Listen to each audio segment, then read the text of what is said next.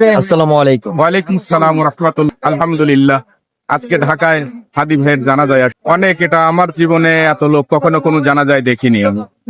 আমি সিরাজগঞ্জ জেলার উল্লাপাড়া থানা থেকে আসছি। বিভিন্ন জেলা থেকে লোকজন আসছে, এত মানুষ তো ধারণার বাইরে। মানে এই যে রোডে দাঁড়ায়, আমি দেখলাম যে রোডে দাঁড়াইয়া তারপরে জানাজা নামাজ পড়লো।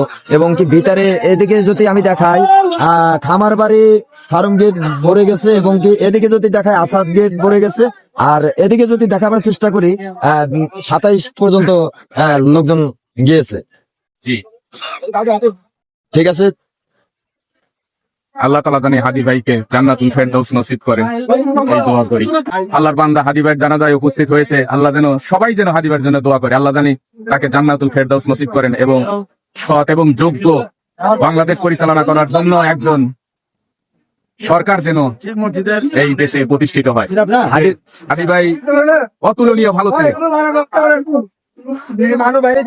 দেখছেন আপনারা বিভিন্ন স্থান থেকে কিন্তু তার জানাজায় শরীক হওয়ার জন্য অনেক কষ্ট করে, অনেকে পায়ে হেঁটে পর্যন্ত আসছে।